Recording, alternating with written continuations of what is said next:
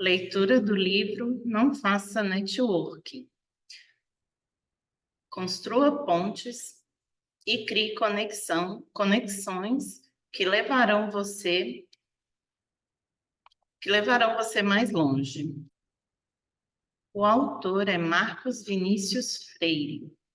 MV tem a sabedoria, a calma e a segurança de conectar pessoas de mundos diferentes, com divisões diferentes, e parecer que a barreira que impedia esse encontro nunca existiu. Obrigado por tudo, amigo.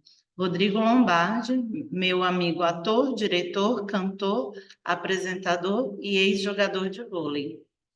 Conheci o Marcos Vinícius Freire numa viagem à China com um grupo de produtores de conteúdo. Fui apresentando o Panelinha, fui representando o Panelinha e ele a Play 9. No total, entre organizadores e convidados, éramos 12 pessoas e poucas se conheciam pessoalmente. O Marcão, antes mesmo de a viagem começar, não apenas ficou íntimo de todos, como fez o grupo se enturmar. E para mim foi uma aula ver como o Marcão, ao prestar atenção em cada um, ainda conseguiu imprimir no grupo um espírito de equipe. Rita Lobo, minha amiga, chefe, apresentadora. Conexão é potência. Se quisermos viver em um mundo realmente conectado, precisamos abandonar tudo que é superficial, fugaz e nutrir a nossa comunidade pessoal e profissional por meio de relacionamentos de qualidade, capazes de fazer com que o engajamento seja uma experiência constante. O Marcos Vinícius Freire evidencia muito bem nesta obra, por meio de insights incríveis e aplicáveis no nosso dia a dia. Essa jornada desafiadora que vivemos em plena era da economia da atenção. Camila Farani, minha amiga Shark Tank, empreendedora em série e presidente da G2 Capital. Na década de 1980, eu e Marcos Vinícius, com mais um numeroso grupo de jovens sonhadores, passamos muitos anos juntos e, sem saber ali, começávamos a construir pontes, estabelecer relações verdadeiras. Um processo forjado nas batalhas das quadras, onde passamos a entender a dependência entre todos, nossas capacidades complementares e a importância da confiança. O suor e a dor nos treinamentos gerava empatia e cimentava relações cada vez mais sólidas. Compartilhando valores, abraçamos uma missão e vivemos um propósito. Tais vivências e lições de vida ele levou para todos os times dos quais participou, nas mais diversas áreas. O livro nasce dessa convicção que carregamos em nossos corações. Bernardinho, meu querido amigo e sócio, 5 vezes medalhista olímpico de vôlei como jogador e treinador. Propósito, gentileza e empatia. Isso é suficiente para demonstrar um pouco de um brasileiro que eu conheci na China. Minha referência em trabalho sério, em olhar para o coletivo e sempre excelência em tratar as pessoas e executar mais do que o combinado. Um dia quero ser como o Marcão e a Cláudia. Se o clima, família ou de um bar é agradável, eu enxergo esse cara como uma pessoa que atravessa todas as áreas da vida com essa mesma atmosfera agradável. Obrigado por nos ensinar tanto, MV. Conrad Dantas, meu amigo fundador e CEO da Condzilla, maior hub de música do YouTube, com mais de 66 milhões de inscritos. Marcos Vinícius é um amigo de vida toda. Tive o privilégio de acompanhar sua trajetória profissional e ver ao longo dos anos as pontes que foi construindo. Em uma dessas pontes, inclusive, nós nos encontramos e iniciamos uma aventura chamada Give Me Five, uma sociedade em que reunimos a Cioli, Parreira, Bernardinho e Ronaldo Fenômeno, além de nós dois, eu e o Marcos Vinícius. Juntos, já atravessamos alguns rios. É com muita honra que participo desse livro, cujo tema tem tanto a ver comigo. Um livro que fala de gente, Sempre acreditei que as pessoas são nosso maior tesouro, da família, as relações profissionais, passando até pelos desconhecidos, como com que esbarramos e nos dão um conselho que pode mudar nossas vidas. Às vezes nos salvam, nos ajudam, fazem alavancar negócios e, como diz o Marcos, contribui para construirmos nossas pontes pelo mundo. Boa sorte para o livro e para o Marcos. Quem sabe ainda não nos cruzamos novamente por uma dessas muitas pontes que a vida constrói. Leitura imperdível. Thomas Naves, meu amigo e diretor comercial e de marketing da Record TV Rio. Marcos Vinícius Freire é um atleta extraordinário que tem muita história para contar. Ponto. Já daria um livro. Marcos, entretanto, vai além. É um ser humano que, no ordinário da vida, faz ponte entre seres humanos e faz pontes cimentadas na atenção, no respeito, na empatia. O que está neste livro é o que ele faz na vida. Inspira. Gabriel Chalita, meu querido amigo, escritor, professor e filósofo. Costumo chamar MV de comandante. Ele me propôs um dos maiores e mais importantes desafios da minha vida profissional, chefiar a cozinha das Olimpíadas de Londres 2012. O COB nunca havia implantado um projeto tão ousado e coube a nós dois e a uma equipe comandada por MV a tarefa de construir esse sonho. Durante todo esse período, tanto de preparação da operação quanto na hora de colocá-la em prática, aprendi demais com esse grande atleta e líder excepcional. Não separo o atleta do líder, porque acredito que está justamente aí a resposta para a sua facilidade de transitar entre tantos mundos. MV construiu um alicerce muito sólido durante toda a sua trajetória, seja como atleta ou comandante, que hoje lhe permite circular por todos esses mundos. Alguns ainda indecifráveis para a maioria de nós, mas não para ele, com desenvoltura, segurança e inteligência. Liderança, ousadia, confiança limitada na equipe, alianças certeiras e a certeza de que sempre que formos bater na porta do comandante, nossas ideias serão ouvidas com interesse e colocadas em prática, se for o caso, com paixão e dedicação. Sou chefe de cozinha. Minha vida é comandar, gerenciar, fazer funcionar. A experiência do MV, aliada à sua enorme paixão por tudo que faz, me inspirou e inspira até hoje. Com ele, aprendi o verdadeiro valor de se construírem pontes sólidas e que nos conectem ao nosso propósito com leveza, e ainda renda uma bela amizade que lá na frente pode vir a ser justamente a ponte que faltava. Roberta Sudbrack, chefe estrelada Michelin, chefe olímpica, chefe do Palácio da Alvorada durante o governo FHC e minha queridíssima amiga para sempre. Ao longo dos últimos anos, tive o privilégio de ter participado com o MV, o Marcão, de alguns projetos. Ele é um mestre em planejamento e aquisição de recursos, assim como em orquestrar os relacionamentos nas diversas áreas em que atuou e atua. O homem conhece tudo de gestão e de esportes, pois foi atleta de elite e também diretor, secretário, gestor do COB, o Comitê Olímpico Brasileiro, onde foi responsável por liderar equipes e atletas nos Jogos Olímpicos Brasileiros, onde foi responsável nos Jogos Olímpicos e tudo funcionou com perfeição. Quando fomos sócios, aprendi muito com seu know-how e experiência. Ter participado com o MV desses eventos foi enriquecedor e ajudou muito na minha atividade profissional. Carlos Alberto Parreira, meu amigo, ex-treinador e campeão mundial com a seleção brasileira em 1994. Dedicatória. As pontes estruturantes de minha vida. Cláudia, minha maravilhosa companheira nos diferentes momentos dos rios que atravessamos. Luca, meu filho lindo que me superou e com bem mais jeito segue construindo as pontes que atravessam os novos rios. Minha mãe Neuza, que sempre foi um exemplo por onde passa, de não deixar ninguém do outro lado do rio.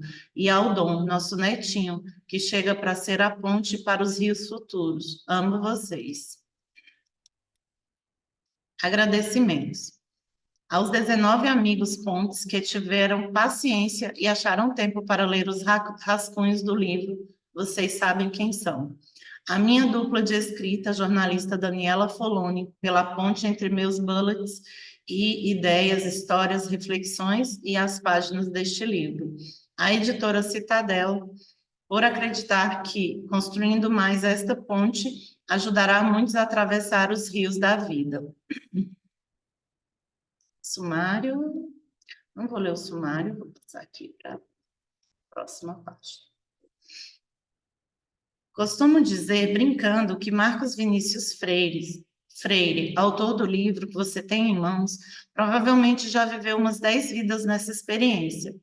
De campeão de vôlei a aluno de Singularity University, de diretor de companhia de seguros, a CEL do Comitê Olímpico Brasileiro, do Brasil, de membro de conselho e dono de empresa digital. É uma vida que, em monotonia definitivamente não tem vez. Entre todas essas atividades ou missões às quais se dedicou, desculpa, Marcão também frequentou os bancos de algumas faculdades, economia, educação física e engenharia. As duas primeiras, eu sempre entendi que estavam ligadas às suas escolhas profissionais de alguma forma. E agora entendo onde entra a engenharia. É na capacidade infindável de construir pontes, ainda que sejam imaginárias, ligadas não por concreto ou vergalhões, mas por afeto e amizade. As pontes do Marcão são arquitetadas com o cuidado e a precisão de um engenheiro. Ele constrói para a eternidade. Por isso é difícil encontrar alguma caída ou com estruturas estremecidas. Porque, além de ser um bom construtor, ele sabe o valor da manutenção das pontes, reais ou imaginárias, para que conduzam a relacionamentos duradouros de verdade.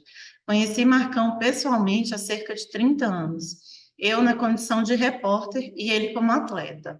Aliás, depois de aposentado, virou comentarista. Mais uma das inúmeras atividades que esse ser camaleônico exerceu com excelência. Antes de encontrá-lo na vida profissional, cada um do seu lado da história ou do microfone, eu tinha no Marcos Vinícius, atleta da seleção brasileira, vice-campeã olímpica de vôlei, um dos meus ídolos.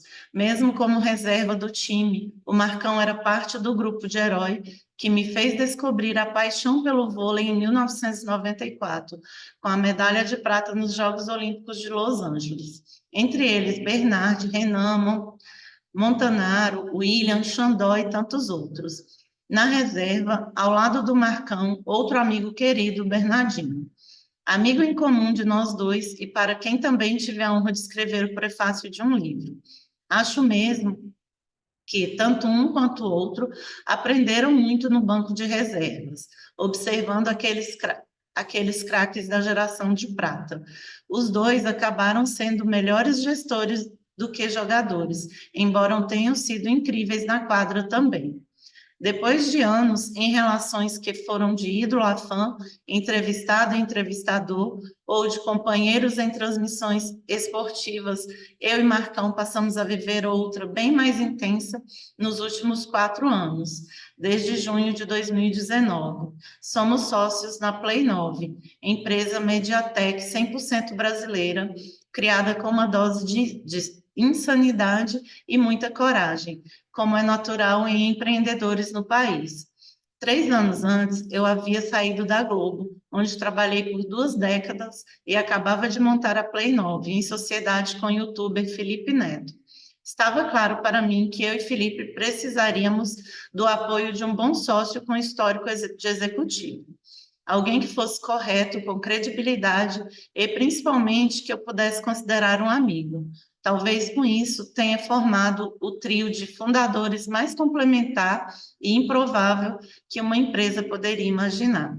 Cada um da sua forma, passamos a ver que tínhamos nas mãos um grande negócio e que a competência de cada um, com as habilidades mais apuradas que pudéssemos trazer para o jogo, nos daria um enorme diferencial competitivo. Neste livro, que devorei com rapidez, o Marcão deixa claras muitas mensagens que percebo no convívio diário com ele. O maior ensinamento é sobre a importância de relações sólidas e verdadeiras. No momento em que o mundo permite conexões e curtidas de maneiras desenfreadas e em que as pessoas se sustentam em relações rasas e passageiras. É fundamental que alguém venha nos chamar a atenção para a necessidade do convívio genuíno.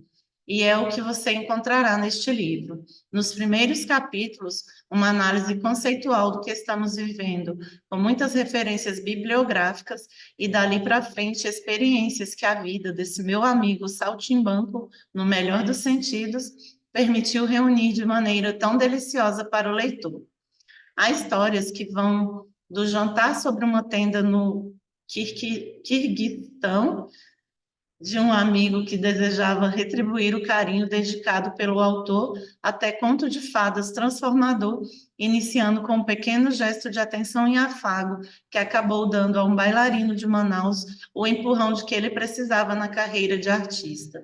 São histórias que conectam a maior parte do próprio Marcos Vinícius, do Marcos Vinícius. Outras tantas de alguns de inúmeros amigos que ele fez ao longo dos seus muitos bem vividos 70 anos. O livro também faz uma alerta para a individualização dos nossos mundos. Mesmo tendo se desenvolvido ao longo de milênios para o convívio coletivo, o ser humano tem se isolado em seu universo particular nessas últimas 2 décadas. E apesar de vivermos da internet na nossa empresa, da conexão entre pessoas, público e anunciantes, não há como deixar de refletir sobre como pode ser destrutivo o excesso de individualismo permitido pelo uso do celular e das plataformas digitais. Precisamos estar muito atentos a isso, e é o que lembra o autor em um dos capítulos do livro, dedicado especialmente a esse assunto. Afinal, o sistema de recomendação de conteúdo nas plataformas faz com que os grupos vivam em bolhas cada vez menores. Se você desgosta de algo escrito por alguém que seguia, tome cancelamento. E assim, entre um offload aqui e um cancelamento ali, as pessoas discutem cada vez mais as mesmas coisas. Com isso, podem entrar numa espiral de isolamento que as impede de estender ideias diferentes das suas. Contra este tipo de atitude, Marcos Vinícius propõe a construção das tais pontes. Foi nelas que apontou para constituir uma família incrível, uma carreira de sucesso, uma lista de amigos super diversa e a maior agenda telefônica que já vi na vida. Existem dicas práticas no livro que vão deixar o leitor impressionado, principalmente quando se der conta de quão óbvios e decisivos para uma boa relação já foram alguns comportamentos que abandonamos no meio do caminho, como agradecer por uma indicação ou dar parabéns a alguém que esteja feliz pela realização de um trabalho bem feito. Marcos Vinícius ganhou o apelido de Marcão não apenas pelo 1,95 metros de altura, mas também, principalmente, pelo ser generoso que é. Numa conversa, você ouvirá dele elogios que possam lhe dar forças para continuar a jornada ou críticas que não irão jamais buscar a humilhação, mas sim a lapidação. Para quem não tem, ao contrário de mim, a oportunidade de conviver com esse ser humano doce e iluminado, as páginas desse livro ajudarão a buscar um pouco de inspiração e aplicá-las na vida ou nos negócios. Pense nessa leitura como uma jornada e transporte para ela, ao longo dos parágrafos e das páginas, a sua vontade de chegar a algum lugar com o qual sonhou. Se fizer isso, perceberá a importância das pontes. Perceberá também que a obra de um engenheiro talentoso pode ser poética e harmoniosa como a própria vida. João Pedro Paes Leme. Entre ser uma ilha isolada no meio do oceano e um país no meio de um continente cheio de fronteiras e vizinhos, qual você escolheria? Não faça network. Marco Vinícius Freire. Introdução. Entre ser uma ilha isolada no meio do oceano e um país no meio de um continente cheio de fronteiras e vizinhos, qual você escolheria? Ainda que a ilha traga a tentadora promessa de uma vida mais tranquila, livre dos problemas que podem vir pela convivência com as pessoas, prefiro estar cercado de gente e viver tudo o que posso desfrutar de uma vida cheia de conexões. Isto porque acredito no poder do coletivo e da colaboração, e aprendi a funcionar assim desde o início da minha vida profissional, a partir da minha experiência no esporte. Comecei minha trajetória como atleta na que considero a mais coletiva das modalidades coletivas, no voleibol. Quando o jogador dá a manchete, ele não pode fazer o lançamento. Quem levanta não pode atacar. O primeiro passa, o segundo levanta e o terceiro ataca. Também pode acontecer de o ataque ser feito na segunda bola, mas um sempre tem que contar com o outro do time para completar uma jogada. Um integrante do time depende dos outros para fazer o ponto e ajuda os demais, mesmo sem ser estrela. Fiz parte da seleção que ficou conhecida como a Geração de Prata, nos Jogos Olímpicos de Los Angeles, em 1984. Quando subimos ao pódio no segundo lugar e ganhamos a primeira medalha olímpica do Brasil nesse esporte, o time, comandado pelo técnico Bebeto de Freitas, e que tinha no elenco o William, Bernard, Bernardinho, entre outros feras, também conquistou importantes títulos com o Mundialito, em 1982, o Campeonato Sul-Americano e o Pan-Americano em 1983. Dos 12 jogadores do meu time, eu era o mais novo e possivelmente o mais na média. Havia lá uns 6, 7 craques, uns 4 muito bons e 2 ou 3 medianos, mas todos tinham sua função naquela engrenagem. Em casa, na infância, também nunca fui a estrela e aprendi a viver em time. Somos 4 irmãos, todos homens. Minha mãe nunca trabalhou fora de casa e foi uma leoa cuidando dos 4 filhos.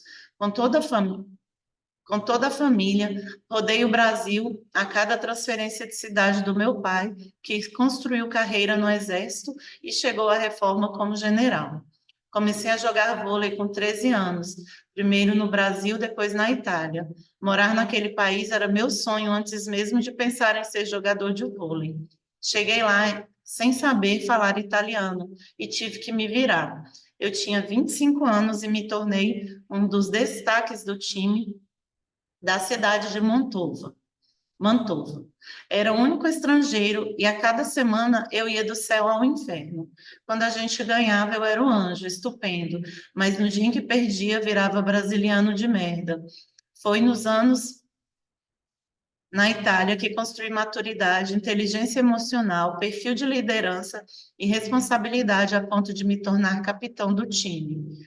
Fui tomando as rédeas, fui tomando as rédeas do grupo. Enquanto na minha casa, no Brasil, era considerado o mais calado para os padrões europeus, eu era o mais comunicativo. Era eu quem juntava a turma, chamava todo mundo na minha casa e organizava as festas. Hoje brinco que falo melhor italiano do que português. Essa experiência internacional me fez aprender muito sobre conexões e o poder delas. Depois do vôlei, mudei de área completamente. Troquei a camisa e o calção por terno e gravata e fui trabalhar em várias empresas do mercado de seguro. Em vez de trocar de emprego e me manter numa mesma área, acabei tendo 6 diferentes profissões em 6 diferentes mercados ao longo de 40 anos. Há quem pense que é complicado sair de uma área e entrar em outras. Quem olha de longe pode ter a impressão de que, de tempos em tempos, estou começando do zero uma nova profissão, mas não vejo assim. De cada experiência profissional, levo não apenas uma bagagem de conhecimentos, muitos deles não técnicos, que podem ser aplicados e adaptados a qualquer área, como habilidades de gestão de pessoas, por exemplo. Levo também as pessoas, pois não sou daqueles que limpam a mesa, dão adeus e dizem beijos, não me ligam. Por isso mesmo, mantenho muitos relacionamentos com pessoas. São trajetórias bem distintas. Construir vínculo, estabelecer uma conexão e manter as portas abertas são lemas de vida. Sou um acumulador de gente, um costureiro de conexões. Conforme os anos passam, essa minha teia de contatos vai ficando mais cheia de fios e mais resistente. Por causa das pessoas e com as pessoas, acabo sempre criando vínculos e somando. Isso é um negócio incrível, que vira uma bola de neve crescente e só amplia as oportunidades em diversas áreas. Costumo dizer que fui profissional ordinário, mas brindado com uma vida extraordinária. E essa vida extraordinária foi resultado desse jeito de viver conectado com pessoas que me dá diariamente a oportunidade de estar perto de muita gente diferente, inclusive daquelas que vejo como agentes sociais e das mudanças e revoluções que acontecem no mundo. Falo daquelas que não se conformam em rezar pelos manuais de regras e procedimentos estabelecidos. Pessoas que querem desafiar o status quo, que são questionadoras, que desejam mudar o mundo por onde passam. De gênios do esporte a empreendedores sociais, passando por artistas geniais e pessoas de qualquer profissão ou nível social que tem como valor fazer a diferença no mundo. Estar perto de gente assim é ampliar o olhar sobre o mundo o tempo todo, trazendo insights para a própria vida, seja no âmbito profissional, seja no pessoal. Muito do que aprendo com elas me ajudam a construir quem sou e acabei me tornando uma delas. Aprendi que preciso das outras pessoas e também posso fazer a diferença ao ajudá-las. A relação é de troca, colaboração e inspiração. Circulando em vários ambientes, me relaciono com pessoas muito diferentes umas das outras e criando relações verdadeiras. Acredito que me tornei um profissional mais completo e uma pessoa mais interessante e humana. Considero que meu principal talento, o que mais aprimorei ao longo dos anos e se tornou minha marca registrada, é saber me relacionar. O aprendizado de funcionar no coletivo que tive com o vôlei, eu levei para a vida e hoje crio grupos, faço conexões e formo coletivos. Como diz meu querido amigo Gabriel Chalita, procuro ser um construtor de pontes. Faço isso naturalmente, pois sinto necessidade de atuar na vida, de trocar com pessoas, de ajudar, de participar. Para muita gente, relacionamento faz parte do trabalho. É o chamado networking. Mas o fazer networking pode soar como algo premeditado, provocado. Aquela história de nunca almoce sozinho. Afinal, não se sabe o dia de amanhã e você pode precisar das pessoas. Não é o que eu vivo nem no que acredito. O que proponho com este livro é ajudar você a criar conexões verdadeiras por onde quer que passe, de uma maneira natural, ajudando e sendo ajudado, sem pensar em como e quando vai obter uma vantagem por isso. Vou confessar uma coisa: não faço a menor questão de fazer almoços de negócio. Ainda assim, me sinto profundamente conectado com as pessoas. Mais do que um pré-requisito na lista de atitudes do profissional bem-sucedido, acredito que a conexão ou o networking pode ser um estilo de vida, uma maneira de se fazer presente de fato na vida das pessoas. E por isso pode ser muito mais fluido, genuíno e feito de diversos modos que vão bem além de marcar o encontro em um restaurante de tempos em tempos. Transformei em teoria o que para mim é um estilo de vida. Por meio dessa troca constante com as pessoas, me mantenho atualizado e presente. Conecto e sou conectado. Portanto, estou sempre trabalhando por um mundo melhor, mais potente, pautado em colaboração. Espero que essa leitura traga reflexões e o estimule a viver construindo pontes que tornem o mundo um lugar mais cheio de amigos e, portanto, mais cheio de oportunidade e relações verdadeiras. Marcos Vinícius Freire.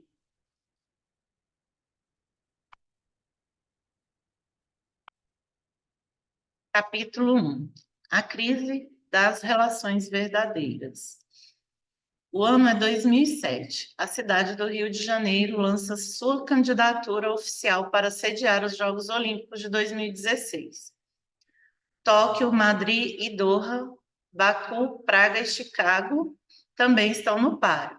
Como diretor voluntário de esportes do Comitê Olímpico do Brasil desde 2000, estou engajado na campanha. Nesse momento, uma notícia chega aos meus ouvidos. O presidente do comitê organizador de Chicago é ninguém menos que meu ex-chefe, o empresário americano Patrick Ryan. Pat Ryan, como é conhecido no mundo dos negócios, é o fundador da Aon Corporation, empresa de seguros para a qual trabalhei de 2000 a 2006 e que figurava entre os 3 maiores brokers de seguros do mundo, contando com mais de 10 mil colaboradores espalhados pelos 5 continentes. Na época, ele era presidente mundial da empresa e eu um simples diretor da filial do Rio de Janeiro, no Brasil. Lembro-me da primeira vez que nos encontramos. Fui a Chicago para conhecer o QG, quartel-general da AON. Quando cheguei à sede da empresa, fui informado de que o CEO me esperava na sala dele. Gelei, afinal, que o todo-poderoso da empresa poderia querer falar comigo? Enquanto pegava o elevador e subia até a cobertura do edifício, fiquei levantando hipóteses sobre o que eu talvez tivesse feito de errado ou não tivesse feito. Entrei na sala e, durante a conversa, me surpreendi ao ouvir sua pergunta. Você é medalhista olímpico, certo? E me surpreendi mais ainda com o que ouvi em tom de confissão. Meu sonho sempre foi ser atleta olímpico. Trocaria tudo isso aqui por participar de uma Olimpíada. Saí da sala aliviado e feliz por ter minha história prévia no esporte reconhecida pelo dono da empresa. Satisfeito também por estar trabalhando em uma empresa que tem como dono e CEO uma pessoa de valores que sempre prezei, como os da conexão verdadeira com pessoas, independentemente da hierarquia da empresa, da classe social e de qualquer diferença. Em um momento daquela conversa, Pat teve a humildade de se colocar como meu admirador, e dessa forma sinalizou que se estabelecia ali uma relação além dos cargos que ocupávamos.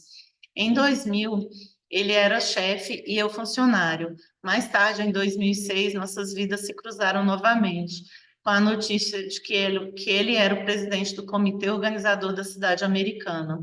Não pensei 2 vezes e logo abri meu notebook, dei uma busca em seu endereço de e-mail e enviei a seguinte mensagem: Boa sorte para a cidade de Chicago. Vamos nos encontrar na final. Se vier ao Rio para o PAN no ano que vem, me procure. Vamos almoçar. Abraços, MVF. Mais tarde, nos Jogos Pan-Americanos de 2007, recebi uma ligação do chefe da delegação americana que não estava entendendo nada. Olha, Marcos, acho que é engano, mas estão me dizendo aqui que o presidente do comitê de candidatura de Chicago quer almoçar com você na Vila dos Atletas no PAN. Abri um sorriso de satisfação. Pet continuava o mesmo cara, dando o mesmo valor aos relacionamentos e às pessoas. O e-mail nos reconectou. Respondi: se é o Patrick Rian, é meu amigo. Espera aí que estou indo. Gosto de contar esse episódio porque todos os dias vejo que está ficando cada vez mais comum as pessoas fazerem o oposto do que fiz. Talvez o normal fosse ficar na minha, apoiando em uma série de razões para não tomar a iniciativa de mandar um e-mail para o meu ex-chefe e, na ocasião, rival. Algumas delas, ele não vai nem me responder. Ou, imagina se um cara desse nível vai lembrar de mim. Na época em que trabalhei na AON, a empresa tinha mais de 10 mil funcionários pelo mundo. Ou ainda, agora somos concorrentes. Não faz o menor sentido eu me aproximar. Talvez por não ter pensado nisso, na grande maioria das vezes, nunca pense no lado negativo de fazer uma conexão. Muita gente me diz que sou cara de pau. Prefiro outra explicação. Acredito no poder dos relacionamentos e realmente acredito em tudo de bom que eles podem gerar entre as pessoas. Nós nos reencontramos em Copenhague na fase final da escolha da cidade sede dos Jogos Olímpicos de 2016. E mais uma vez ele me encontrou com um forte abraço e a mensagem de boa sorte para o Rio de Janeiro na disputa. O sucesso que ele nos desejou se concretizou e ganhamos naquela ocasião o direito de sediar os Jogos Olímpicos 7 anos depois. As barreiras da conexão. As barreiras da conexão. Segundo dizia um dos maiores pensadores da história, Aristóteles, o homem é um ser social, porque precisa dos outros membros da espécie. O filósofo grego afirmava ainda que o homem precisa de outras pessoas, porque é um ser carente. E a forma que ele encontra para suprir essa carência é vivendo em sociedade, próximo de gente. É com as outras pessoas que o ser humano se sente pleno e feliz. Concordo com ele. Queremos nos conectar, ajudar, nos relacionar. Isso é o que fazemos quando estamos em nosso estado natural. Essa é a nossa natureza. No entanto, em alguns momentos, as pessoas começam a criar barreiras para estarem próximas umas das outras. Passou-se a viver correndo atrás do sucesso e ver boa parte das relações como estratégicas, em vez de relações simplesmente genuínas. O homem é um ser social porque precisa dos outros membros da espécie. No livro Bowling Alone, em livre tradução para o português, Jogando Boliche Sozinho, o colapso e o renascimento da comunidade americana, Robert D. Putnam mostra como a mudança de hábitos pela qual passamos nas últimas décadas foi nos deixando cada vez menos sociais e mais fechados em nossos mundos. A forma como usamos o tempo de lazer, por exemplo, nos dá um panorama de como fomos trocando momentos de convívio com as pessoas por situações em que ficamos mais solitários e nos divertimos sozinhos. Uma das fases da nossa história em que isso aconteceu foi após a chegada da televisão. O livro conta que, em 1929, 6 centavos de cada dólar gasto pelo consumidor para seu lazer eram destinados a pagar clubes, ambientes que sempre propiciavam convívio social. Com a chegada da televisão na década de 50 e a explosão nos Estados Unidos das vendas de aparelhos de TV, o valor gasto para ter acesso a momentos de diversão que propiciam convívio, olho no olho e interação caiu para 4 centavos. Durante as últimas 3 décadas do século, esse número diminuiu ainda mais um pouco, chegando a 3 centavos, de modo que, em 1997, virou um dado evidente que, para os americanos, o lazer em frente à TV ganhou espaço na rotina. Em contrapartida, os clubes perderam espaço na vida das pessoas. Ver televisão é uma atividade que pode ser feita individualmente, não exige interação, salvo em alguns casos, como quando é época de Olimpíadas ou Copa do Mundo, em que aqui no Brasil queremos nos reunir para torcer juntos. Os clubes que deixaram de ser frequentados eram lugares mais simbólicos.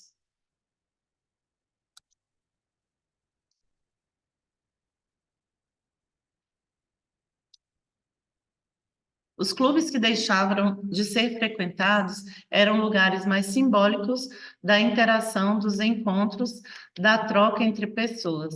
Continuam sendo até hoje locais em que há muitos espaços e oportunidades para o convívio social e esportivo. Sem frequentá-los, perdemos algumas oportunidades de nos relacionar e conviver com as pessoas em ambientes de lazer. E essa é apenas uma das evidências baseadas em pesquisas de que a nossa realidade foi nos levando a ficar mais fechados em nosso mundo. Criamos uma vida que é vivida sem a necessidade de pessoas. Há até quem ache que as pessoas atrapalham. Chegando aos dias de hoje, vivemos o que o filósofo francês Gilles Lipovetsky chama de hipermodernidade. Nesse mundo hipermoderno, o homem político dá lugar ao homem psicológico, ou seja, deixamos de usar as nossas habilidades para conviver com as pessoas, trocar ideias, bater papo, para usar mais nossos pensamentos fechados em nosso universo particular, focados em vencer na vida e encontrar a felicidade por conta própria, sem precisar muito dos outros. O homem se torna um ser psicológico que determina seus próprios valores. E aquele conceito clássico de Aristóteles de que o homem é um animal político que nasceu para viver em sociedade acaba sendo deixado de lado. O resultado desse isolamento causa o que ele chama de era do vazio. Nessa era, os indivíduos não seguiam mais por costumes, valores, instituições.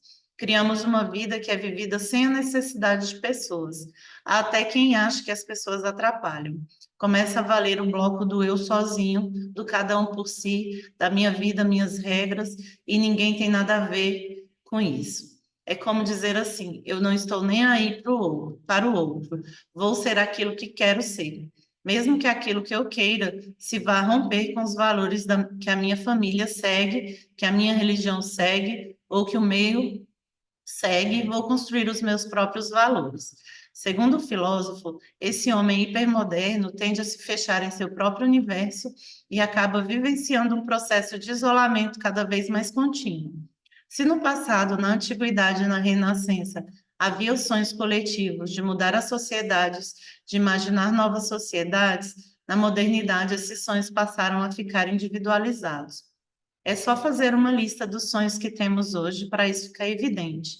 As pessoas hoje sonham em ter uma ótima carreira, ter filhos e cuidar bem deles, ter um trabalho apaixonante, sonham em viajar, sonham em consumir, sonham não ficar velhas, manter a saúde, a beleza, a inteligência.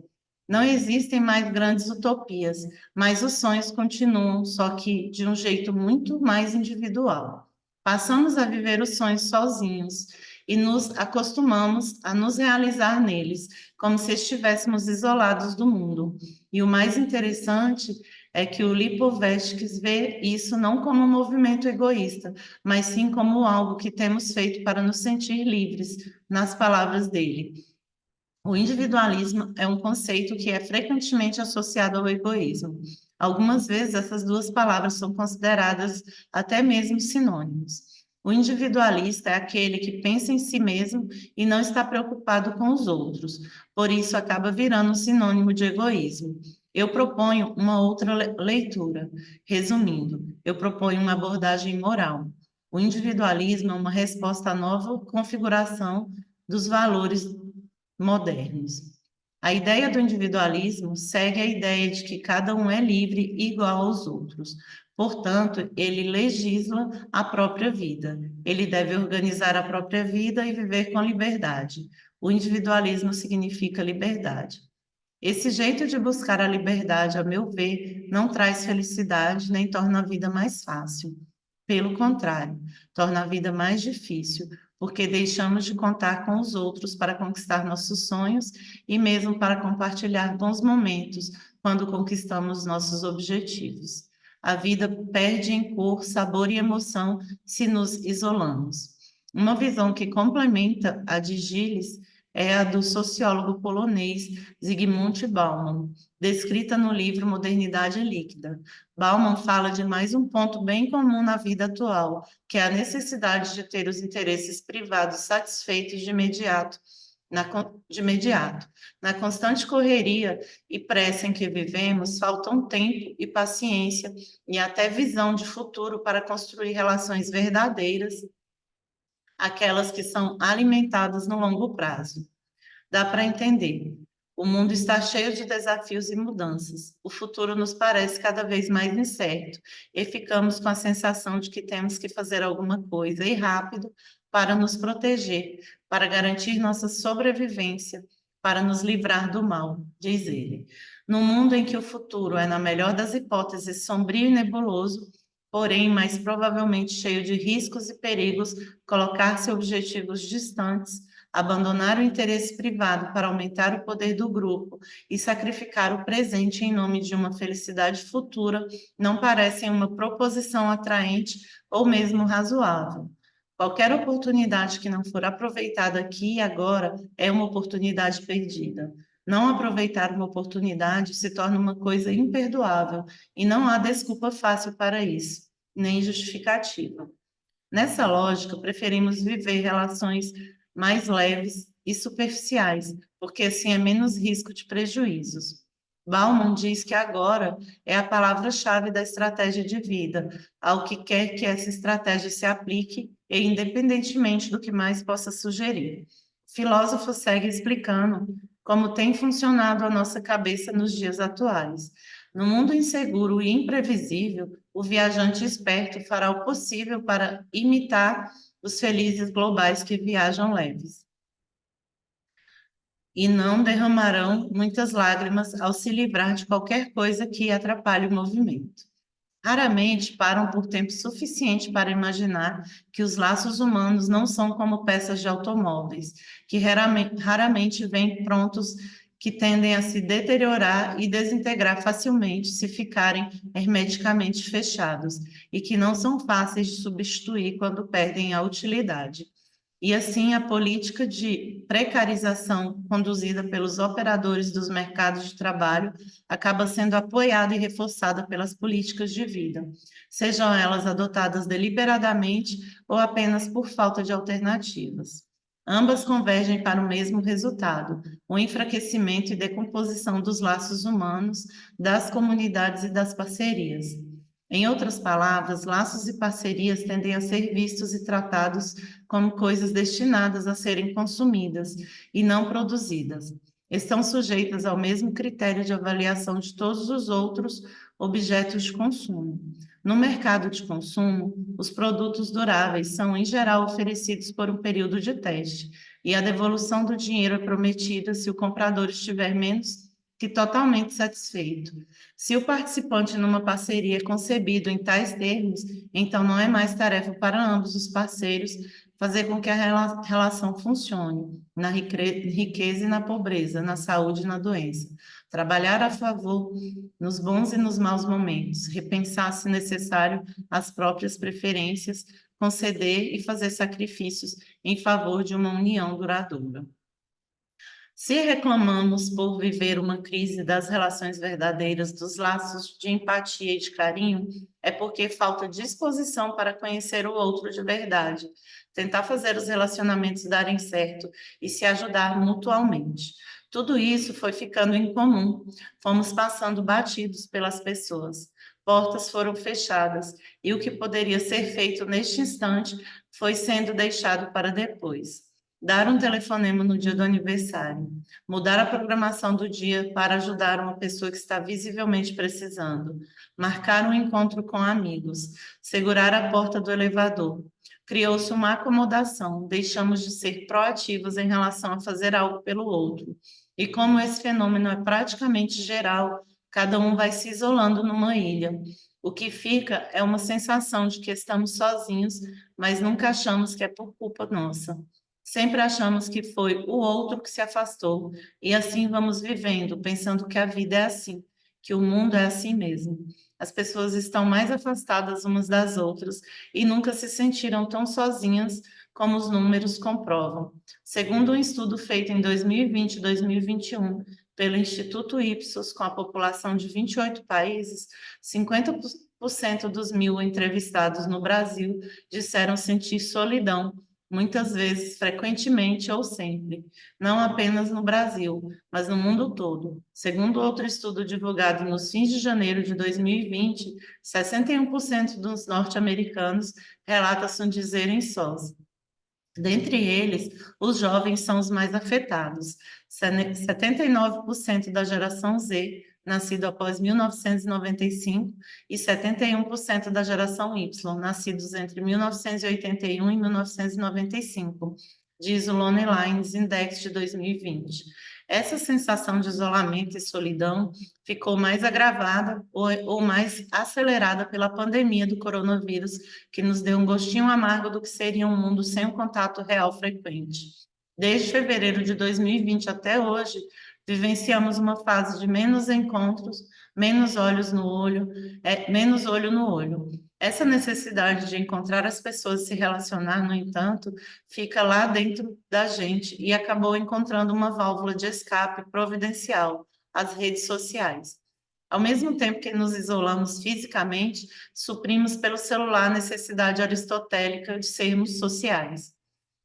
Com as redes sociais, temos a sensação de estar perto de muita gente, acompanhando a vida das pessoas o tempo todo, e nos sentimos, de certa forma, mais próximos delas. Por fotos e vídeos, até conhecemos casas onde nunca pisamos pessoalmente. Isso sem falar que podemos ter centenas, milhares e até milhões de amigos, seguidores, fãs. O mundo está conectado, sim, mas há dúvida, carente de relações verdadeiras. O mundo está conectado, sim, não há dúvidas, mas carente de relações verdadeiras. O problema não é a tecnologia em si, pois ela possibilitou a criação de ferramentas que facilitam o encontro para interesses profissionais. Para encontrar a cara metade, para reencontrar os velhos amigos e para fazer novos.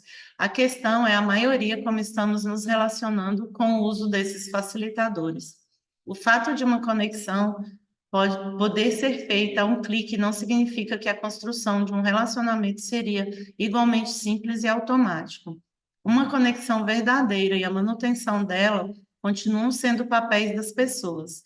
Relações passam a ser rasas e descartáveis quando não têm a atenção que merecem. Com muito mais olho na tela do que o olho no olho. A conexão se esvazia quando não se perde. Encontrar um jeito de saber como todas as pessoas estão, falar com elas quando quiser, é muito conveniente, mas o virtual não faz ponte sozinho, precisa de atitude. A tecnologia que deveria conectar não conectou. O Facebook não conectou, o Instagram não conectou, nem o LinkedIn, diz meu amigo filósofo e catedrático Paulo Monteiro. Fazemos parte de um grupo de pessoas chamado Pindorama, que pensam o nosso país e tentam fazer a sua parte com ideias e ações de impacto, principalmente nas áreas de educação e trabalho. Num sentido instrumental, sim. No sentido de conexão humana, não. Está isolando mais as pessoas. Existe essa bandeira de que a tecnologia vai mudar o mundo, mas quem muda o mundo é quem usa a tecnologia. Tem um Homo sapiens por trás dela e tem uma discussão que está colocando como intocável. Não os sapiens, não tem o que falar, só tem que seguir a tecnologia. Não, os sapiens não tem o que falar, só tem que seguir a tecnologia. Isso confesso que me frustra, porque é relegar o ser humano a seguir sem criticar. O ser humano a seguir sem criticar. Tecnologia vai continuar deslocando com a internet das coisas. Há previsões de que até 2025 serão mais de 75 bilhões de dispositivos conectados entre si e trocando informação, segundo pesquisas do grupo Meta, ex-Facebook, e com a realidade virtual hiperrealista do metaverso hiperrealista do metaverso. Acompanho tudo isso crescendo de perto. Acredito nos benefícios, mas creio também que é urgente e importante se colocar como agente transformador de tudo isso, porque, na verdade, o ser humano é e sempre foi esse agente transformador. No livro, vou traduzir aqui, em livre tradução para o português, o verdadeiro criador de tudo, como o cérebro humano moldou o universo como conhecemos. O neurocientista brasileiro Miguel Nicoleles explica como foi a evolução do cérebro humano até se tornar um computador orgânico, superior a qualquer outro existente. Só por causa desse cérebro potente é que temos a capacidade, por exemplo, de nos adaptar e aprender, e temos potencial de liderança, ou seja, conseguimos fazer com que vários indivíduos sincronizem suas mentes em torno de uma tarefa, um objetivo ou uma crença. Segundo Nicoleles, para funcionar assim, nosso cérebro precisa de um treinamento cognitivo que vem das nossas interações sociais. Então, toda vez que abrimos mão de nos relacionar, abrimos mão de desenvolver essa nossa máquina, que é muito mais sofisticada do que qualquer dispositivo digital. Então, tudo certo em usar toda a facilidade da conexão virtual a seu favor, mas não podemos nos limitar a ela. Precisamos recuperar o contato social, o abraço, o beijo, as conversas, as trocas, o calor humano e todas as interações que nos fazem entrar em sintonia com o outro. Segundo o Nicoleles, todas as atividades em grupo requerem que os cérebros dos indivíduos se sincronizem. Então, retomar posse de seus relacionamentos de uma forma genuína e verdadeira é manter seu cérebro em plena forma. Isso vai se refletir na sua performance em tudo que você fizer e ainda tornará a sua vida muito mais interessante e cheia de significado. Precisamos recuperar todas as interações que nos fazem entrar em sintonia com o outro.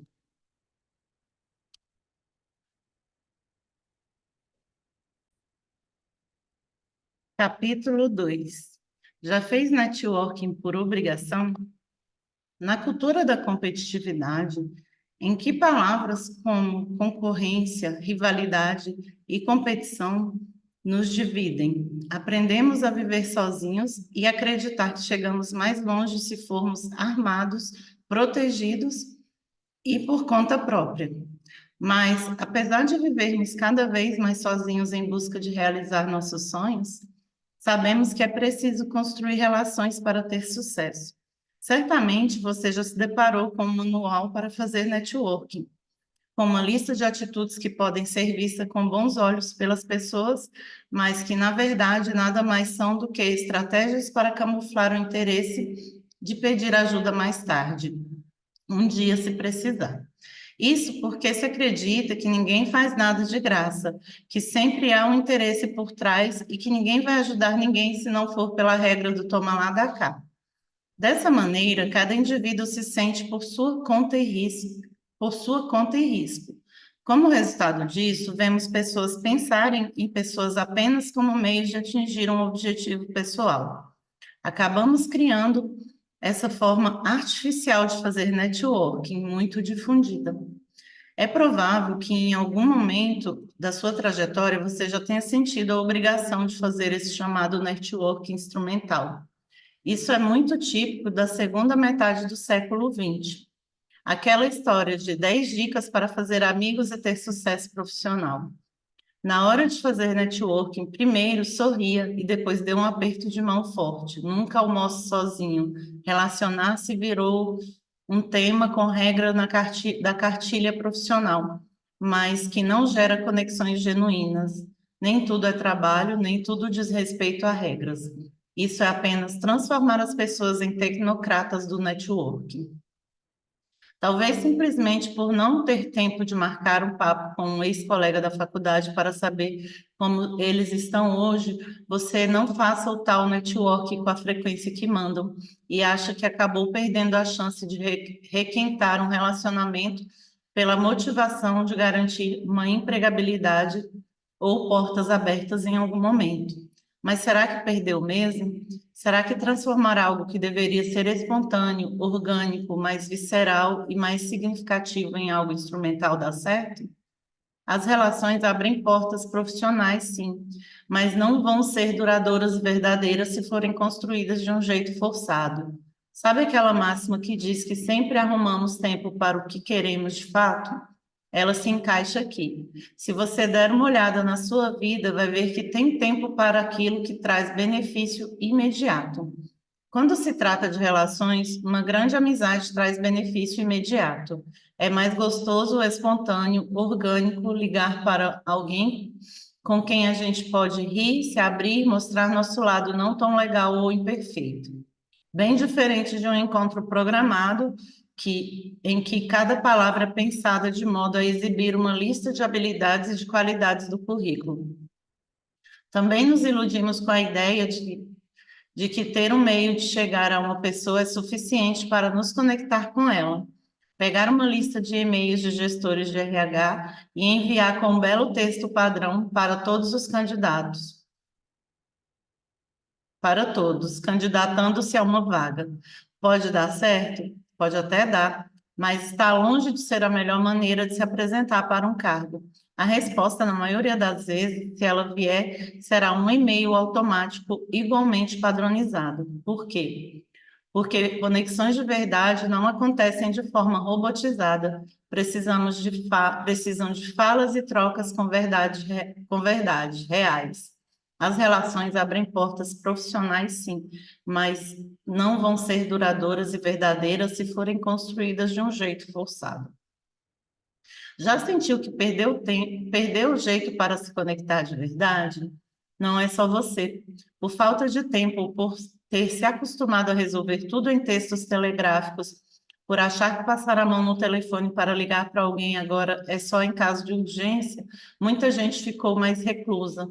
Ligar para bater papo, então, nossa, pode soar invasivo.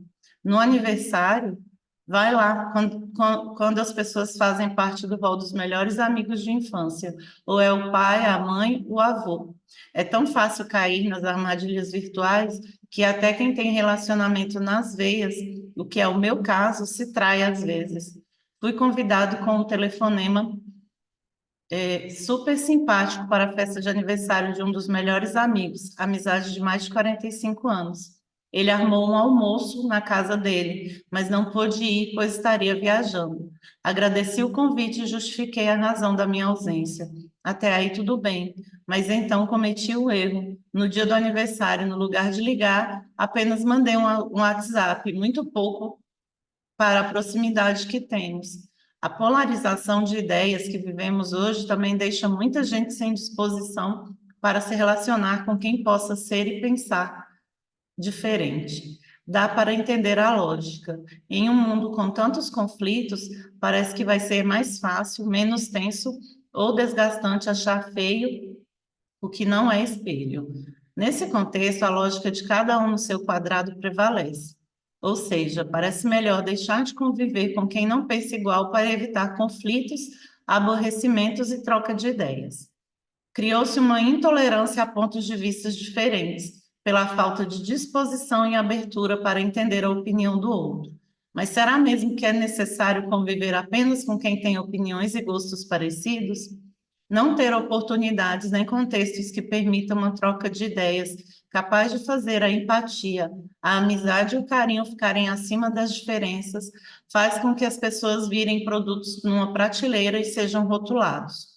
E um rótulo nada mais é do que um invólucro, não representa tudo o que uma pessoa é de fato. Capítulo 3. Relacionamentos fortes versus conexões vazias. O melhor restaurante que conheci na Ásia Central foi o Supara, imbatível, espetacular, comida tradicional do Quirguistão, servida em um restaurante cheio de tendas e hurtas, um tipo de cabana. Cláudia e eu nos sentamos dentro de uma iurta e fomos servidos de tudo a que tínhamos direito. Começamos com os pães, maravilhosos. O catama é um pão folhado com cara de pão da vovó, segundo os kirguiz. O gupka é como uma pizza branca para comer com um tipo de requeijão feito por eles. E os pequeninos borsoks são quadradinhos de pão frito. Depois pedimos salada e kebabs.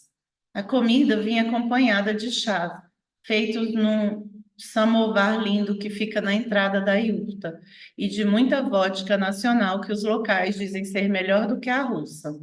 Esse restaurante é um pouco afastado do centro da capital, Bishkek, e precisa de reserva. Só conheci o lugar porque tenho um amigo no Quirguistão, Salamat Ergeshov.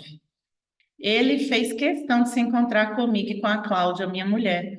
Uma noite inesquecível. Ele nos recebeu em seu país de braços abertos e com tapete vermelho, literalmente.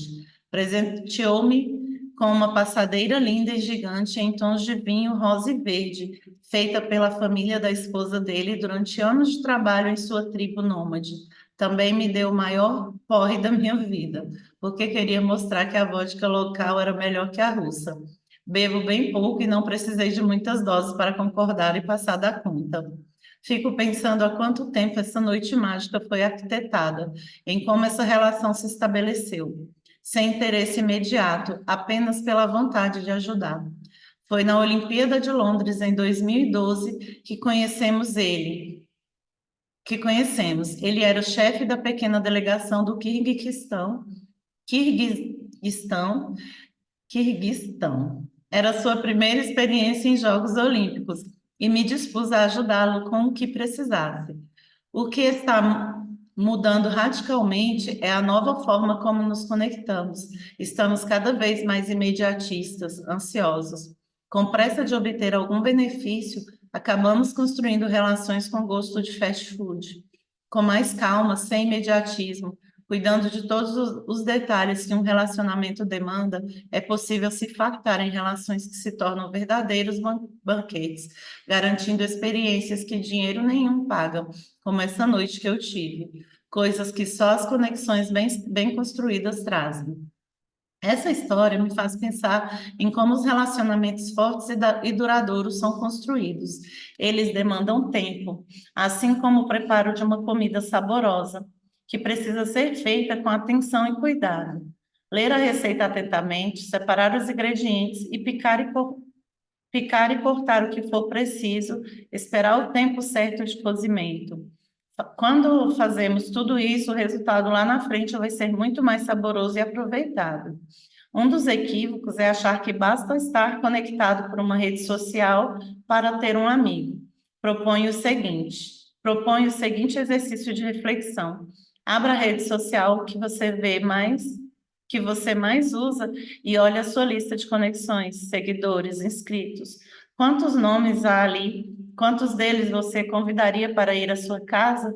Apesar da facilidade de aumentar o número de amigos apenas apertando o botão de seguir, o critério é muito menos seletivo.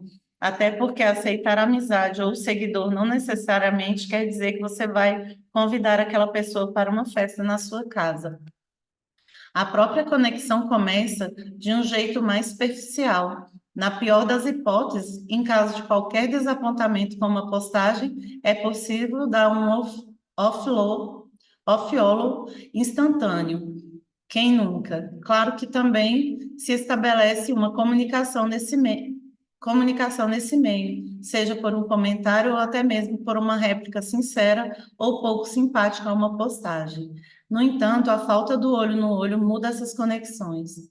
Faz a gente se comunicar com as pessoas por meio de coraçãozinho e palminha, nivelando o nível de intimidade que temos com a pessoa, até mesmo sem perceber.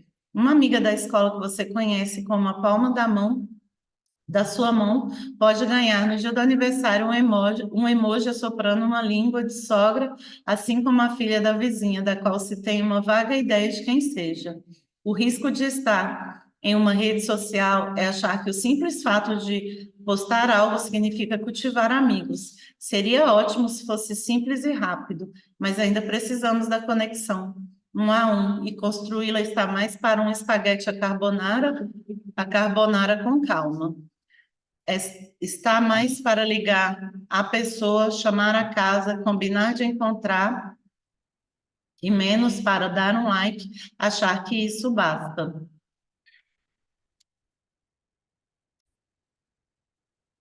Com pressa de obter algum benefício, acabamos construindo relações com gosto de fast food. Meu amigo e sócio João Pedro Paes Leme está escrevendo um livro sobre o poder da influência. Em uma das conversas que tivemos, ele explicou esse fenômeno e suas consequências. O que aconteceu na mudança da comunicação? Antes você fazia um para um, só conversava com quem estava presente. Ele dá o exemplo das pinturas rupestres, depois dos monges copistas e da própria Bíblia.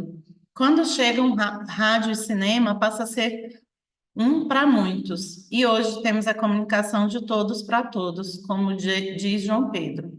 Podemos entender o efeito disso com o exemplo do antes e depois da fofoca, uma prática muito comum em seres sociais. João conta essa teoria em seu livro. Comunicação eficaz com grupos pequenos é um comportamento atávico do ser humano, no genial best-seller Sapiens, lançado em 2011 pelo historiador israelense Yuval Harari. O autor mostra em vários momentos do livro como a linguagem e a narrativa ajudaram a moldar nosso imaginário. Um dos temas abordados por Harari é a teoria da fofoca. Considero Sapiens um dos melhores livros que li neste século, e está longe de ser apenas por conta dessa teoria inusitada. É um trabalho brilhante sobre a saga dos seres humanos em sua conquista no planeta, principalmente nos últimos 70 mil anos, desde que começamos a nos diferenciar cada vez mais de outras espécies que habitavam a Terra. Na esteira da revolução cognitiva, a fofoca ajudou o Homo sapiens a formar bandos maiores e mais estáveis. Mas até mesmo a fofoca tem seus limites. A pesquisa sociológica mostra que o tamanho máximo natural de um grupo ligado pela fofoca é de cerca de 150 indivíduos. A maioria das pessoas não consegue conhecer intimamente mais de 150 seres humanos e tecer comentários fundamentados sobre eles, analisa Harari num trecho do livro. Não que o microinfluenciador atual seja um fofoqueiro como Contumaz, nem que seu raio de ação fique restrito a 150 pessoas. mas a lógica por trás da distribuição de conhecimento é muito parecida. A diferença é que as redes sociais criaram um verdadeiro emaranhado de conexões, e isso torna possível essas 150 pessoas se multiplicarem de maneira exponencial. A fofoca em si é quase uma metáfora da época para explicar que os seres humanos de 70 mil anos atrás construíram suas próprias histórias para navegar pelo mundo da ficção, da imaginação. O Homo sapiens era e é até hoje o único animal capaz de fazer isso. A curadoria de conteúdo, ao longo do tempo, passou a diferenciar a fofoca da informação, mas ela, a fofoca, sempre foi companheira dos cidadãos deste planeta.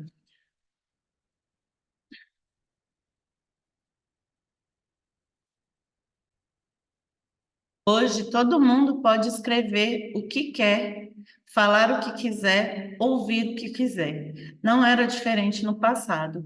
O que muda é que, assim como a fofoca, isso pode ganhar um alcance exponencial. Pode ser de a pessoa, pode ser de e para qualquer parte do mundo, para qualquer grupo de pessoas. E isso afeta a conexão genuína, porque na hora em que todo mundo fala com todo mundo, ninguém fala com um só. Funciona muito bem quando se tem um bom posicionamento de imagem de marca. Funciona para influencers, mas não gera necessariamente amizades. Com essa necessidade de atingir todo mundo, perde-se a relação um a um. Com isso, ficamos sem um elemento essencial para a conexão. Atenção, que é artigo de luxo hoje em dia. Ficamos sem a capacidade de nos concentrar a ponto de nos conectar de verdade. Com efeito rebote, o excesso de informação à disposição em tantas mídias faz com que fiquemos angustiados com a sensação constante de estar perdendo alguma coisa. Sofremos do que os estudiosos chamam de FOMO, sigla para a expressão em inglês Fear of Missing Out, ou seja, medo de estar perdendo alguma coisa.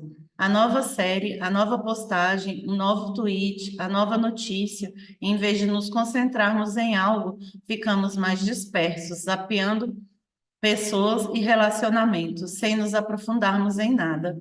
Assim, cria-se um círculo vicioso de relações pouco profundas e sem consistência para sobreviver ao tempo, à distância ou às mudanças que a vida traz. Ficamos sem um elemento essencial para a conexão, atenção, que é artigo de luxo hoje em dia. Capítulo 4. O medo de se expor. Caraíva, no sul da Bahia, é um lugar paradisíaco e abrange uma reserva indígena Pataxó. Numa viagem para essa praia com Cláudia, aconteceu um encontro improvável. Em um fim de tarde, quando estávamos retornando de uma praia mais distante, um indígena que caminhava pela estrada de terra nos pediu carona.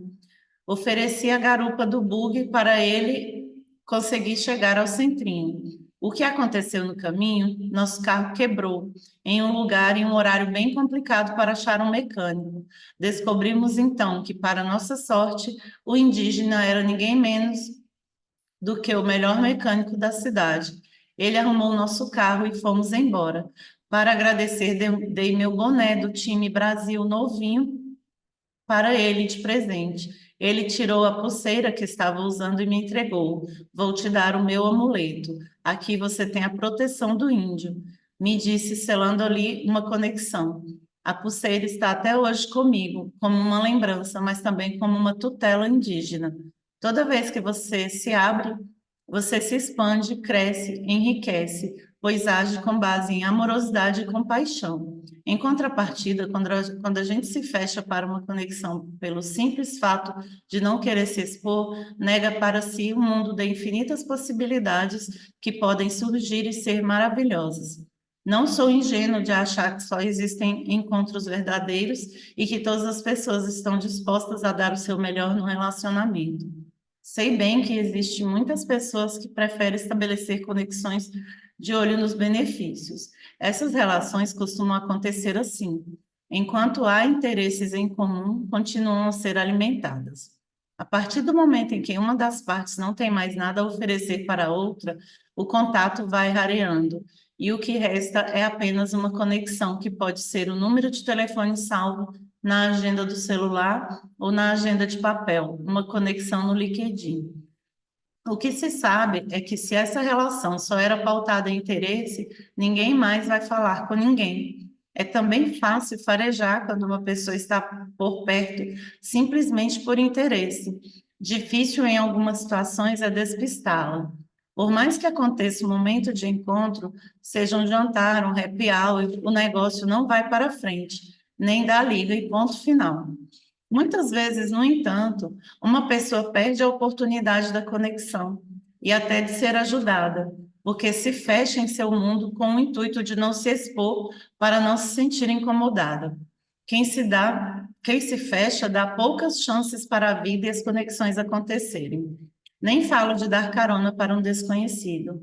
Vou bem menos longe. Quantas vezes você teve o ímpeto de ligar para alguém ou mandar uma mensagem, fosse para elogiar, fosse para dar uma ideia, fosse para bater papo, e aí pensou: deixa para lá, não vou incomodar, não vou falar, não vou me expor. De repente eu falo e ele me deixa no vácuo. Ou ouvir alguém dizer: ah, você não vai ser assim, cara de pau. Ou ouviu alguém, ou que eu tenho a ver com isso. Quando se trata de medo de exposição e vulnerabilidade, impossível não citar a autora do best-seller Brené Brown. Ela explica que associamos vulnerabilidade a emoções que queremos evitar, como medo, vergonha e incerteza. Essas emoções surgem de fato de acreditarmos que nunca somos bons o bastante. Vivemos no que ela chama de escassez. No livro A Coragem de Ser Imperfeito, Brau propõe uma reflexão sobre quantos contextos acabam tornando as pessoas envergonhadas por serem quem são, mergulhadas na síndrome da comparação e desmotivadas. Quem se fecha dá poucas chances para a vida e as conexões acontecerem. A escassez não se instala numa cultura da noite para o dia. O sentimento de falta e privação floresce em sociedades com tendência à vergonha e à humilhação e que estejam profundamente enraizadas na comparação e despedaçadas pela desmotivação. O mundo nunca esteve numa situação tranquila, mas a década passada foi tão traumática para um grande número de pessoas que isto chegou a causar mudanças em nossa sociedade. A preocupação com a escassez é a versão da nossa cultura para o estresse pós-traumático. Ela surge depois que estivemos no limite por muito tempo e, em vez de nos unirmos para resolver o problema, o que requer vulnerabilidade, ficamos zangados e assustados. Um modo de pensar sobre os três componentes da fórmula da escassez e a maneira como eles influenciam a sociedade é refletir sobre as questões a seguir. Enquanto estiver lendo as perguntas, tenha em mente todos os ambientes ou sistemas sociais dos quais você faz parte. Vergonha. O medo do ridículo e a depreciação são usados para controlar as pessoas e mantê-las na linha? Apontar culpados é uma prática comum? O valor de alguém está ligado ao sucesso, à produtividade ou à obediência? Humilhações e linguagens abusivas são frequentes? E quanto ao favoritismo? O perfeccionismo é uma realidade? 2. Comparação. A competição saudável pode ser benéfica, mas a comparação e disputa o tempo todo velada ou abertamente? A criatividade tem sido sufocada? As pessoas são confinadas a padrões estreitos em vez de serem valorizadas por suas contribuições e talentos específicos?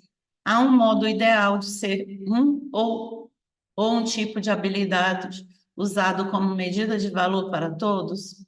3. Desmotivação. As pessoas estão com medo de correr riscos ou tentar coisas novas? É mais fácil ficar quieto do que compartilhar ideias, histórias e experiências? A impressão gerada é de que ninguém está realmente prestando atenção ou escutando, todos estes se esforçando para serem vistos e ouvidos. Todos estão se esforçando para serem vistos e ouvidos. Quando vejo essas perguntas e penso sobre a nossa macro sociedade, a mídia e o panorama social, econômico e político, minhas respostas são sim, sim e sim. As perguntas que Brau faz são nada mais do que um retrato do ambiente social em que vivemos, que tem que ser tornado um coquetel maléfico para as relações, porque faz com que a gente perca a disposição de se aproximar do outro por medo de expor ainda mais essas feridas. Dessa forma, nos isolando das pessoas, vamos praticando o individualismo para garantir a satisfação dos nossos sonhos, sem contar com a ajuda de ninguém. Quando você se fecha, perde de vista o fato de que o estado de vulnerabilidade também é benéfico, pois é a partir dele que nascem a alegria, o pertencimento, a identificação, a criatividade, a autenticidade e o amor. Para viver tudo isso, é preciso correr riscos. Pessoas que não querem se expor ao risco de serem rejeitadas também não dão chance para a sorte de receberem uma resposta positiva. Sim, quero me casar com você. Convite aceito, vamos jantar na sua casa. Claro, vamos bater um papo sobre o seu projeto. Te espero na rede de vôlei no sábado. É na vulnerabilidade que nascem todas as relações verdadeiras. Ficar fechado em seu mundo não vai trazer para você felicidade nem oportunidades. Pior deixar o caminho, pior, deixará o caminho não apenas mais solitário, como também mais árduo. Isso porque somos seres sociais que precisam se relacionar, como diz Daniel Goleman no livro Inteligência Social, a ciência revolucionária das relações humanas. Fomos programados para nos conectar. A neurociência descobriu que o próprio desenho do cérebro o torna sociável, inexoravelmente atraído a uma íntima conexão cérebro a cérebro, sempre que interagimos com alguém. Essa ponte neural nos permite afetar o cérebro e, portanto, o corpo de todas as pessoas com as quais interagimos, exatamente como elas fazem conosco. Mesmo nossas interações mais rotineiras atuam como reguladores no cérebro, preparando nossas emoções, algumas desejáveis, outras não. Quanto maior a nossa ligação emocional com alguém, maior é a força mútua. Nossas trocas mais potentes ocorrem com as pessoas com quem passamos mais tempo do dia a dia, ano após ano, sobretudo com as quais mais nos importamos. Pense em seus melhores amigos e nas pessoas de quem você gosta. Certamente eles não são perfeitos, mesmo assim você tem um carinho por eles. Faria de tudo para ajudá-los. Se eles existem, é porque você já sabe intuitivamente o caminho e já criou conexões genuínas. Você sabe que é da troca entre pessoas sem máscaras e imperfeitas que nascem as relações que fazem a diferença em nossa vida. Portanto, precisamos desafiar a tendência do comportamento atual que nos leva a nos fecharmos para o mundo. Quero ajudá-lo a se lembrar do caminho e colocar essa habilidade natural do ser humano em prática novamente. É da troca entre pessoas sem máscaras e imperfeitas que nascem as relações que fazem a diferença em nossa vida.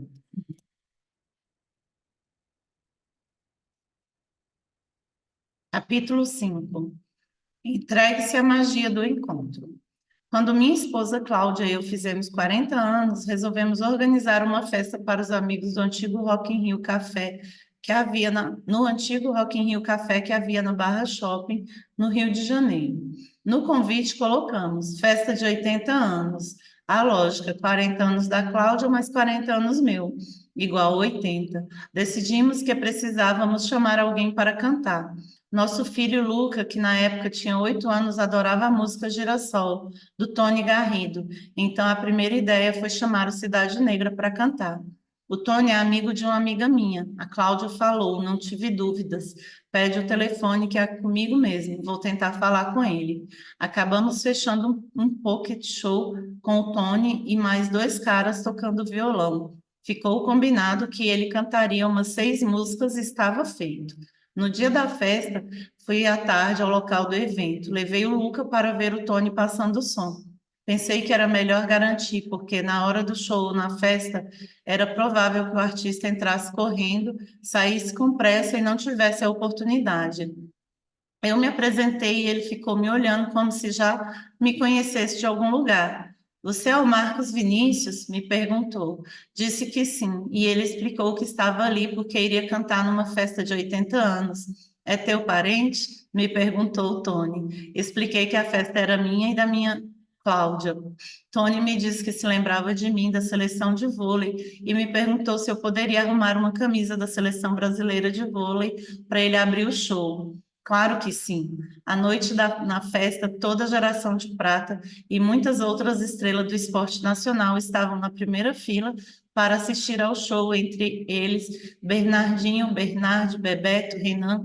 Tony chega e diz: fui contratado para cantar nessa festa pensando que seria uma festa de um senhor de 80 anos e depois descobri que era para esse casal maravilhoso.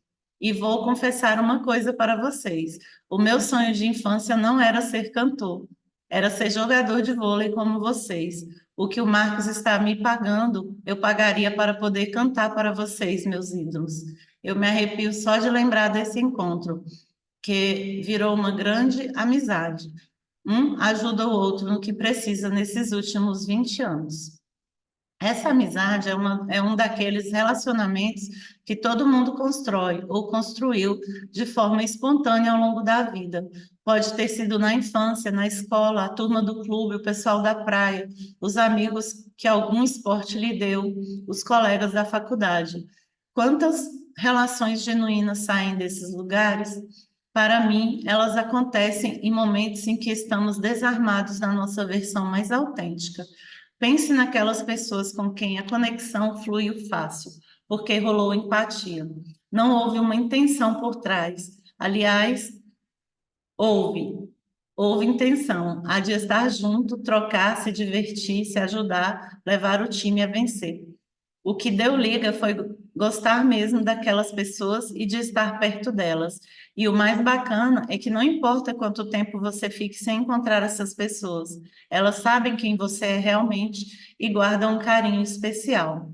Essas relações são genuínas porque têm reciprocidade, conhecimento profundo do outro, além das aparências, vontade de estar junto e se fazer presente, e ajuda mútua.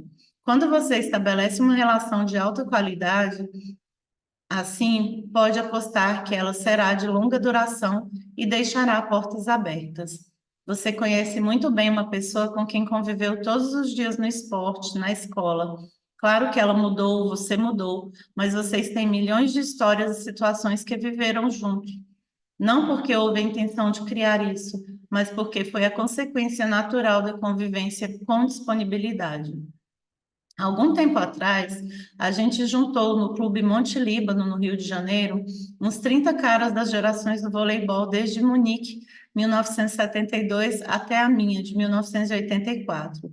Várias gerações, 90% deles não foram jogadores profissionais. Tinha gente da turma antiga, da época em que não tinha nem vôlei transmitido na televisão, mas são caras e cujas histórias a gente continua trazendo luz. Uma turma que era meio profissional, meio amadora, um engenheiro, outro que trabalhava em banco. Resgatamos histórias. Ali naquele grupo vejo bem esse exemplo de porta aberta, porque todo mundo sabe quem eu sou e isso é recíproco. A reputação foi construída lá atrás. O esporte é um meio que propicia muito essa relação de respeito e de time. Se eu pudesse dar um conselho para os pais, diria para colocar os filhos em esporte, não só com foco na atividade física ou no entretenimento, mas também para ter esse convívio esportivo que leva para o futuro amigos e relacionamentos. Lá na frente, um vai ser arquiteto e vai projetar a sua casa, outro vai ser médico e vai salvar a vida do arquiteto. Um vai ser do esporte e convidar para um jogo. O grupo que um dia foi homogêneo vai virar heterogêneo, mas a ponte vai continuar existindo. Essa vai ser a base.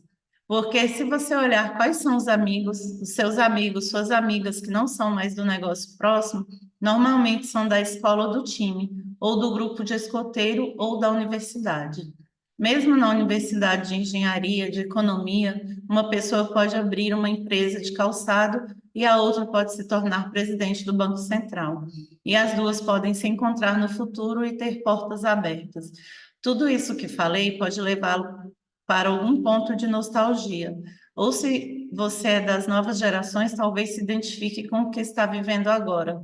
Talvez não tenha a dimensão de como essas relações verdadeiras valem ouro. Elas valem. E não podemos perder a chance de construir isso que considero o grande barato da vida. Criar uma rede de relações e também construir pontes a partir delas. Ou seja, cultivar a turma e depois conectar as pessoas. Tudo isso para fomentar trocas, ajudas, parcerias, negócios. Acredito que ser um ponto focal no mundo por onde as relações podem ser construídas é muito mais do que se ajudar, é ajudar todo mundo. E a chave está justamente na humanização do networking. Você precisa mudar a forma como vê a conexão, o networking. Ajude, ajude para ser ajudado. Ofereça a mão primeiro, desinteressadamente. Deixe caminhos abertos, abra pontes e as pessoas se atravessarão até você.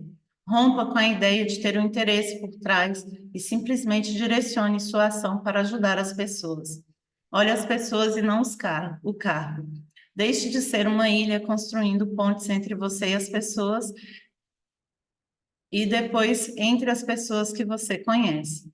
Comece a tecer a sua rede de uma forma não premeditada. Quando você começar a fazer isso naturalmente, sua rede vai ampliar-se em progressão geométrica e a sua vida vai fluir tanto pessoal como profissionalmente. Você precisa mudar a forma como vê a conexão, o networking, ajudando para ser ajudado. Todos sabemos o valor de um abraço, de um beijo, de uma boa conversa e de risadas ao vivo, em coros, em cores e em alto e bom som. Cito aqui novamente Gabriel Chalita, escritor com a impressionante marca de ter escrito quase 100 livros antes de completar 50 anos. Todo domingo ele me envia um artigo que escreve para um jornal, e ali tenho sempre a oportunidade de aumentar o meu vocabulário, pesquisando palavras que ele usa e cujo significado eu não sei. Muitos amigos? Não há necessidade nem tempo para de todos eles cuidar. É melhor que saibamos escolher, compreender. Sentemos, pois, à mesa sincera em que as palavras nascem do não planejado, apenas do esperado para fazer amar. Amizade é a forma leve de amar. Prosa boa é a que poetiza os nossos dias, e nos deixa com o gosto de querência por outros amanheceres. Para que uma conexão verdadeira se estabeleça, é preciso que duas pessoas estejam presentes no aqui e agora e dediquem tempo para a relação, porque são elas que realmente nos fazem felizes na vida. Essa é uma conclusão a que chegou o grupo de pesquisadores da Universidade de Howard, nos Estados Unidos, no estudo sobre o desenvolvimento adulto. A pesquisa começou em 1938, analisando 700 rapazes entre estudantes de renomada universidade e moradores de bairros pobres de Boston. Acompanhou esses jovens durante toda a vida, monitorando seus estados mental, físico e emocional. A investigação continua até hoje, agora com mais de 10 mil homens e mulheres, filhos dos participantes originais. O atual diretor do estudo, o quarto desde o início, é o psiquiatra americano Robert Waldinger, que também é um sacerdote zen. Sua palestra no TED, O que torna uma vida boa, lições do estudo mais longo sobre a felicidade, viralizou na internet. Há muitas conclusões deste estudo, disse Waldinger à BBC, mas o fundamental que ouvimos uma vez ou outra é que o importante para nos mantermos felizes e saudáveis ao longo da vida é a qualidade dos nossos relacionamentos. O que descobrimos é que, no caso das pessoas mais satisfeitas em seus relacionamentos, mais conectadas ao outro, seu corpo e cérebro permanecem saudáveis por mais tempo, afirma o acadêmico americano. E o que você ganha se começar a fazer isso? Ganha não necessariamente um dado, um contato, um telefone, mas sim possibilidades aumentadas de fazer o bem e receber o bem de volta. Todo dia você faz alguma coisa para construir a sua realidade, causando efeito que nem imagina. A história do meu amigo, professor de dança e bailarino Reinaldo Lima, é um bom exemplo de como essa dinâmica acontece. Quando começou a dançar, em sua terra, Manaus, ele e a irmã queriam fazer um estilo de dança único. Então foram autodidatas e criaram o estilo deles. Na região norte do Brasil, existem muitas festas tradicionais, como festa da castanha, festa do guaraná, festa do leite, festa do cupuaçu, festa da banana, festa do tucunaré. Cada cidadezinha do interior faz suas comemorações em determinada época do ano. Nessas festas tradicionais, as pessoas pagam para entrar e os artistas que fazem as danças folclóricas recebem para participar. Quando os contratantes não podem investir muito na festa, contratam só dois casais de bailarinos. Sempre que Reinaldo e a irmã participavam desses eventos, escolhiam mais um casal para dançar com eles. Havia um rapaz que era muito dedicado, mas segundo Reinaldo conta, o povo não dava muito moral para ele. Ele era meio que descartado. Reinaldo resolveu ajudá-lo e passou a chamá-lo para compor o outro casal. Ficou tão bonita a estética que os dois casais desenvolveram que os irmãos começaram a dar bastante espaço para esse moço e se ofereceram também para treiná-lo, ensinar, ensaiar com ele. Até que ele se desenvolveu, cresceu na dança, ficou independente e não precisou mais de ajuda. Missão cumprida. Depois de 3 anos dançando em Manaus, chegou a hora de os irmãos darem um passo decisivo na carreira. Saí da capital amazonense com a intenção de ganhar o mundo. Essa era a época em que a lambada tinha estourado e eles sonhavam em dançar com bandas que faziam esse som. Reinaldo acordava com a voz de uma cantora no rádio e se imaginava no palco com ela e outros artistas de projeção nacional. Ou a gente acredita no nosso potencial, vai embora daqui e tenta a sorte num grande centro cultural, ou a gente vai ter que parar de dançar e buscar uma vidinha dessa comum, como todo mundo tem, de casar, ter filho, arranjar um trabalho, envelhecer, ter netos. E isso eu não quero para mim, disse para a irmã. Ela concordou, pois também queria ganhar o mundo. Decidiram então que o primeiro destino seria Belém. Arquitetando esse projeto de ir embora com pouquíssimo dinheiro no bolso, trataram de fazer contatos na esperança de conseguir alguma conexão que lhes desse um suporte para chegar a Belém e ter um lugar para ficar, um apoio, uma direção, um conselho, uma proteção. A primeira opção era ficar na casa da avó por parte de mãe, que, diga-se de passagem, eles não conheciam pessoalmente. Com os contatos que fizeram, acabaram conseguindo mais opções. Qualquer coisa você vai para a minha casa, diziam. Isso foi deixando a dupla animada, até que chegou o dia da viagem. E justo nesse dia, quando Reinaldo estava no supermercado fazendo compras para levar no navio que sairia de Porto de Manaus, encontrou o rapaz que haviam ajudado. Ele nem sabia que iam viajar. Reinaldo contou que estavam indo embora com o maior medo de dar tudo errado. Pediu para torcer por eles e tal. Então o rapaz disse: Sério? Pois, poxa, deixa eu contar para você. Nesse meio tempo, eu servi na Marinha e fui para Belém. Fiquei morando lá. Conheci uma família. Vou te passar o contato deles. Se der algum problema, você pode dizer que eu mandei vocês lá e vocês serão muito bem recebidos. No trajeto de navio, o dinheiro dos irmãos sumiu. Em algum momento eles foram roubados. Chegaram a Belém arrasados, sem grana alguma, só com os trocos que sobraram no bolso e com os papéis com os endereços anotados. Andaram o dia inteiro pela cidade atrás das casas que indicaram para eles encontrarem ajuda. Nenhum dos possíveis deu certo. A avó, primeira opção, se mudou sem avisar.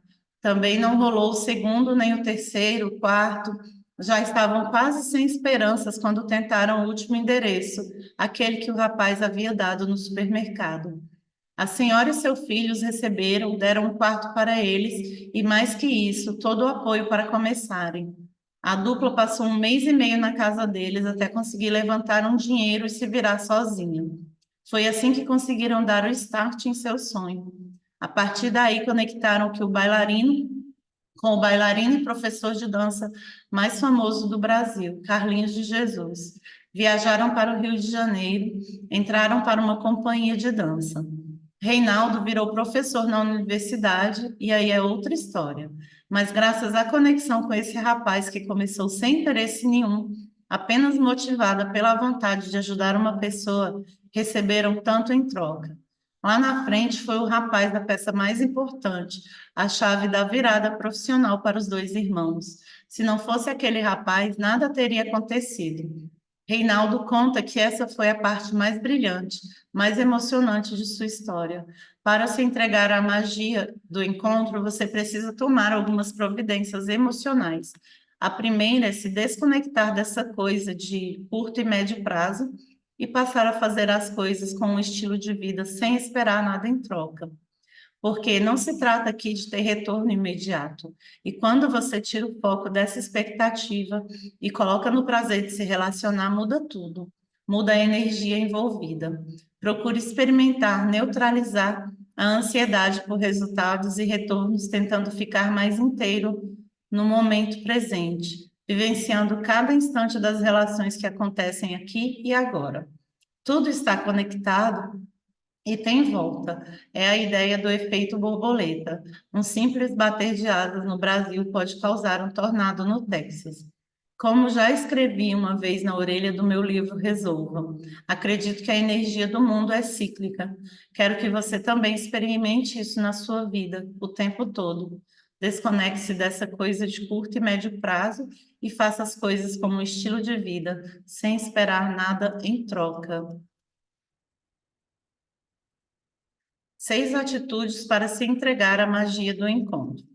Primeiro, praticar esportes ou outra atividade que propicie relações genuínas com troca, senso de grupo, de colaboração. Vivência que nos permitem mostrar quem realmente somos na essência, criam vínculos para uma vida toda. Vale incentivar os filhos a criarem essas conexões também. Manter contato. Hoje é fácil não perder o contato com tantas ferramentas de tecnologia disponíveis.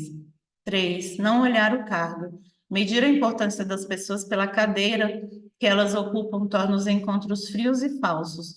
Olhe o ser humano. 4, curtir o momento. Não há nada mais gostoso do que uma conversa sem hora para acabar. Estar presente com todos os 5 sentidos nos momentos em que temos a oportunidade de estar com as pessoas faz os instantes se tornarem mais especiais, sem ficar olhando o celular. 5, não agir de olho no curto prazo. Faça o que tem de fazer hoje, agora, sem pensar em como isso pode reverberar no futuro. Pense na máxima, faça a coisa certa. 6, tenha como motivação beneficiar o outro. Você não precisa sempre ter uma vantagem a partir de suas atitudes. Liberte-se disso e faça simplesmente pelo outro. Gente, eu vou ter que pausar e aí eu vou abrir um novo vídeo com a continuação da leitura, porque hoje eu não consigo mais.